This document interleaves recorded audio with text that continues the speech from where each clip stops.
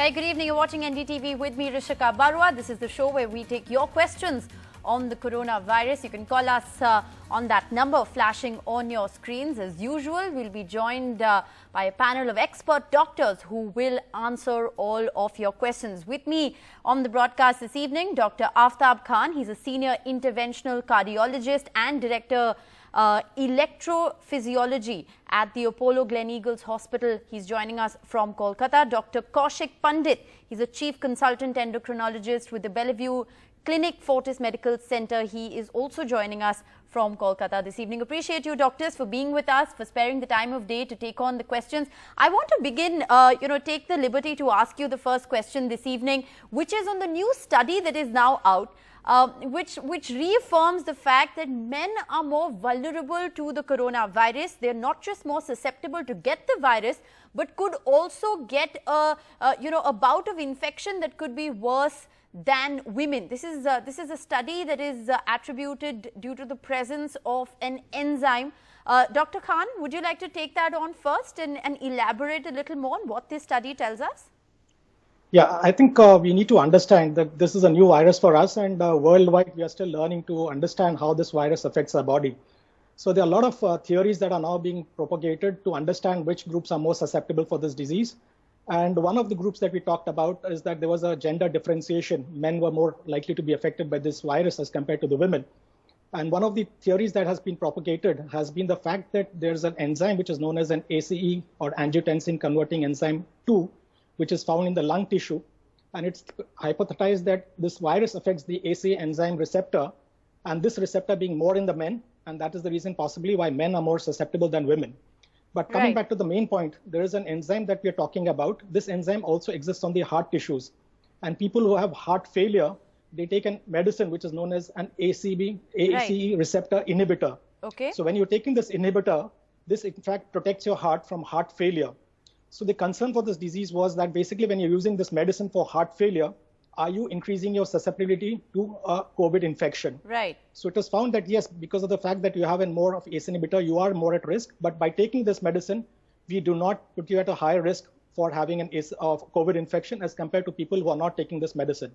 And therefore, because this medicine has great effects on the heart failure, it has mortality benefits. People who take this drug live longer. It is important that please do not stop this medicine with the fear that you may be more at risk of having a COVID infection. Well, absolutely. And doctor, like you said, this is a new virus and there are multiple studies and multiple theories that are out there. So do consult with your doctor before you start or stop any drug. I think that's something we've reiterated on the broadcast time and time again. Dr. Pandit, is there anything that you'd like to add? On this new study, which pretty clearly says that, men are more susceptible or could get a worse bout of the infection than women? Well, for many times we have seen one particular gender may be disadvantaged. And as in the situation with the COVID, we have found numerically that males are having more of an affliction. Right. Whether this is because of any hormonal differentiation between males and female is not very clearly known. We all have to appreciate that the information that we gather these days, we can see it from two angles. One is from the numerical angle, another is from the biological, putative angle. We have got the data from the numerical angle, and that probably tells us that probably males are more prone to develop COVID and they probably suffer more. The real reason behind this thing is not very clearly known even now. Right. We probably have to do some investigation into the hormonal front as well as the cellular front to find out what exactly is going on inside the cells. All right, but very interesting study nonetheless. It does. It's based. Yes, it's based in Europe. This study, which has now been released into the public domain. Of course, that every study has its limitations, and like the doctor said, there is a lot about the coronavirus that is yet to be researched. Our first caller this evening, Vishal, is dialing in from Lucknow. Go ahead, Vishal. First of all, good evening to everyone. Good evening. Please ask your question. So, ma'am, yesterday in this channel, I heard news. Two doctors were saying that fasting can eradicate your immunity. So, my question is to both the doctors. Meanwhile, nowadays, we all know that Ramzan month is going on. So, especially for the Muslim community, they do fasting. So, how they can sustain their immunity meanwhile fasting, and what they should take in their iftihar, ma'am, roza iftihar? Right. Right. Dr. Khan, could I take that to you first? Especially during the month of Ramzan, but even otherwise, there are people who regularly fast for various reasons. People even engage in intermittent fasting as a form of diet. Is that known to reduce your immunity? Again, Rishika, I think this is important that over a period of time, we have realized that certain habits that we have inculcated over a period of time, many of these have origins in our ancient religion, or they have an origin in our ancient ways of life. These all have had benefits in probably the way that our ancestors used to live, and that is the reason they had a much healthier life as compared to what we probably live in our current times. Right. Well, coming back to the fact that we already know that there's been enough data to say that intermittent fasting definitely has a benefit in terms of weight control. Again, it has to be of a benefit. To be of a benefit, it has to be well regulated. Right. And it should not be compensated by periods of fasting followed by periods of excess in the times that you're not fasting. Right. So it has to be a regulated diet that has to be followed. There is no data to suggest that fasting itself will lower your immunity or add to a risk of infection. Okay. And therefore, what we talk about is the other factors. For example, if you're a diabetic and if you're fasting and your sugars go haywire, then that is a reason that you could be probably at a higher risk of having an infection. Right. If you're really going overweight with your fasting protocol and you're really fasting aggressively, and that's something that you've not been doing, whereas the Ramzan period that you normally have fasting is followed by a period of eating during the time from sunset to sunrise, and then you have a period of fasting from sunrise to sunset. Right. So this is a more balanced form of But I think what you said, doctor, is also very important, that it's not just about the hours that you're fasting. It's also very important that you're eating right in the hours that you are eating, even if you are fasting. So a healthy and balanced diet is extremely important to your immunity. Dr. Pandit, Dr. Khan raises a very important point for diabetes patients, because fasting could have, multiple different effects when it comes to diabetes patients. Would you like to add anything? Absolutely. I mean, diabetes diet has got a terrific role. It is all the more important during the periods of fasting, especially in this Ramadan fasting, when people fast for a prolonged period of time, approximately 12 hours, no meal, no food. It actually has got a deleterious effect in many people who have got diabetes. Right. Because people with diabetes, they are also on medication, which need to be taken 3 or 4 times a day, or twice a day, or once a day as is needed. And those medications act in relation to the meals. So if your meal is changed in timing also or on the amount, this medication's effect will also change. Right. This change in meal will also cause ups and downs in the sugar part. So people who are having diabetes for a prolonged period of time, who is having diabetes with other problems like heart disease or hypertension, they are more prone to develop this haywire of this sugar, which would be detrimental. Else, this intermittent fasting, or the fasting which is not lasting for a prolonged period, or not going to the degree of starving, is unlikely to cause any changes in the immunity. All right. Let us not overstate that. So I think both the doctors agree that fasting per se will not alter your immunity, but it's important that you eat right when you do. Intermittent fasting also doesn't affect your immunity, but if you're a diabetes patient, then it's important to take the precautions, as per the instructions of your physician. Our next caller, Prithvi Saha, is dialing in from Kolkata. Go ahead. Good afternoon. Good evening, ma'am. Good evening. I'm Go ahead. calling from Kolkata. My question was specifically related to my son, who is 17 months plus old. Due to the lockdown, we are unable to take him to the doctor for his vaccinations, which is basically scheduled for 16 to 18 months. So looking at the timetable, it is almost at the end. And we can go out, yes, with uttermost carefulness, with masks and gloves, we can go out. And it is very difficult to put on a mask on a very small kid and take him for a vaccination in an OPD where there are other kids who might be having other viral infections, which is a possibility. So any suggestions, what can be done? Because these vaccinations. Dr. Pandit, I'm sure Mr. Saha. All right, Dr. Pandit, if you'd like to take that on, I'm sure Mr. Saha is not the only one. There may be several parents with infants due for checkups or immunization or injections, and they're really scared to take their children out. What would you recommend to them? I mean, it is certainly a major problem right now, because most of the physicians are not attending the clinics because of obvious reasons. And so it is making a very uphill task for parents, especially to go for standard treatments like immunization, vaccination, etc. But we must also take solace to the fact that these vaccinations also do have a relatively longer window. So if you're not in a position to give the vaccine right now, if you delay it by, say, 2 to 3 weeks, it probably would not lose its efficacy. Right. Especially until there is a special type of vaccine which we are not discussing right now. So that way, looking at it, I think the concerns are real. That taking that child to a physician's office where there are so many other people who may or may not have so many other diseases, right, is indeed a point of real concern. All right. Dr. Khan, anything you'd like to add or anything you'd like to advise if parents, absolutely have to take an infant out of the house, whatever be the reason, what are the kind of precautions they can take? It's difficult to put on a mask on an infant who's, just a couple of months old. Yeah, so I think this virus has taught us a lot of things. We've been in a war mode, and this war is not going away in the next few months. So it's going to change our way that we treat our patients and the way the patients approach the doctors also.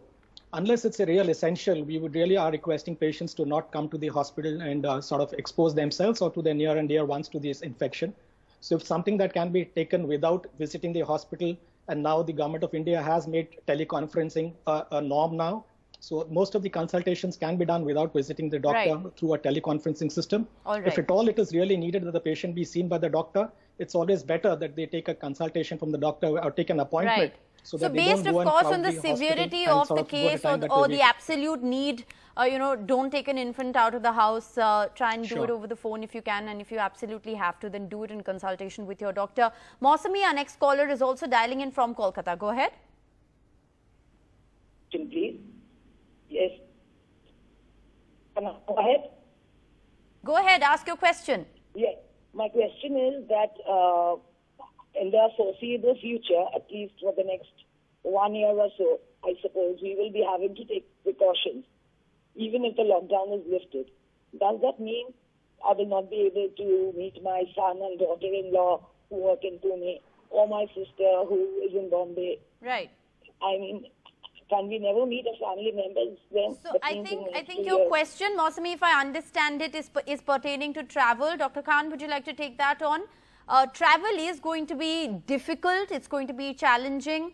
And many are going to say it's avoidable if you can. So, travel is essentially for those people who absolutely must travel. What would you advise to people like Mausami who have family living elsewhere? Yeah, again, it's the same thing. As I said, we're going to have a different scenario over the next. So the pre-COVID era and the post-COVID era are going to be very different. And as I said, this lockdown has only flattened the curve. It has not got rid of the virus. The virus is also pretty clever. As we have hidden, the virus is also hidden. And once we break this lockdown, we are going to have a spurt of cases coming up. So traveling, in fact, the hospitality industry, the travel industry, we are all dealing to find out what is the best way we can get over this crisis. So unless the travel is really essential, as you mentioned, it's better not to travel. Well, because we really don't know. Unless the way to travel in a bus or the train or an aircraft, you're perhaps really safer if you avoid travel in the near future. I think that's something that's been reiterated time and time again as well. And we really don't have a best answer for this as yet. Our next caller, Saqib Hussain, is dialing in. Go ahead. Mr. Hussain, can you hear me? Yes, ma'am. I am Saqib Hussain from West Bengal. Yes. Ma'am, my question is that corona, that is influenza. I belong in a country in a rural area. There is no coronavirus cases. But how can we protect? Okay. All right. I think we've lost that audio line with you, but I think we got your question. Dr. Pandit, would you like to briefly address that? For people living in rural areas where, there is no spread of the virus, thankfully, so far, precautions. Well, these are the standard precautions, and the more isolated you are, more protective you are. So we'll try to maintain a distance from, as far as possible, from the sources of the infection. Right. The standard practice of regular hand washing and maintaining the physical distancing from other people, irrespective of the fact whether the person is known to have coronavirus or not. Right. So irrespective of whether you're in an area which has COVID-19 cases, whether it's a green zone or a red zone, or even a containment zone, doctors are recommending that all the standard precautions of wearing a mask, hand hygiene, social distancing, etc. are duly followed. We're going to slip into a very short break at this point, but Dr. Khan and Dr. Pandit will continue to be live with us on the other side, so do keep your questions coming.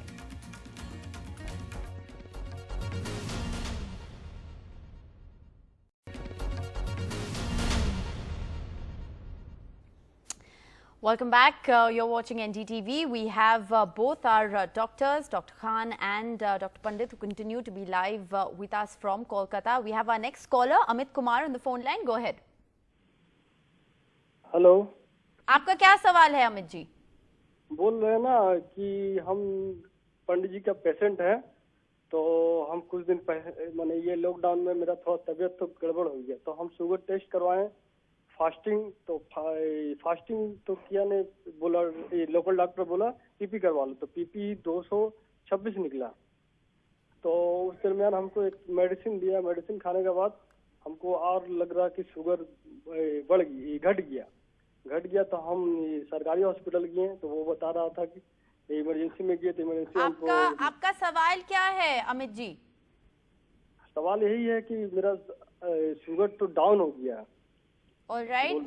Dr. Pandit, I think this is a patient of yours who's dialing in on the broadcast to speak with you. Would you like to reply to him? Okay. I mean, I think because of the change in the lifestyle, paripas of this COVID, I mean, obviously some people will have an increase in the sugar, some will have decrease in the sugar. And accordingly, the dosage of the medication need to be either increased or decreased as is needed. And probably he had already visited some physician who had advised some medication. That medication dosage probably may need to be decreased a little bit. थोड़ा सा उसको दवा का dosage थोड़ा सा कम करना है.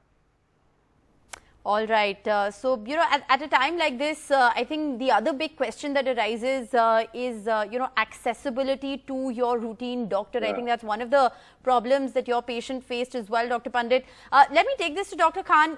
Do you also experience, this problem with a lot of your patients? You're a cardiologist.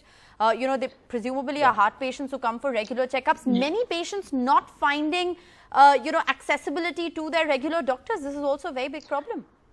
Definitely, Rishika. I think this is one important factor that we all know. All these years, we've known that cardiac treatment is time-bound.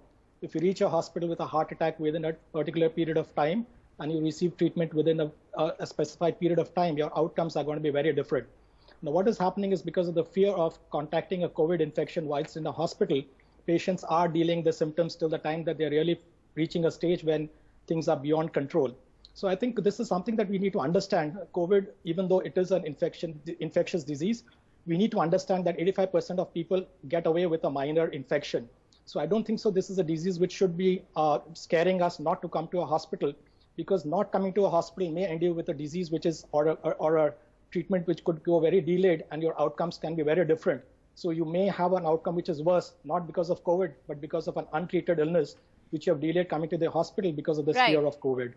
All right. I think that's a very important point that you raised there, that while, of course, the coronavirus persists and there are very real dangers associated with it, it's not like other diseases have stopped. So if you're suffering from a chronic disease, it is imperative that you seek the medical help that you need. Dr. Khan and Dr. Pandit, appreciate you for sparing the time of day to answer those questions so very patiently. Thank you once again for joining us on the broadcast. It's all we have time for on the show this evening. Up next is the 8 o'clock news. Stay tuned.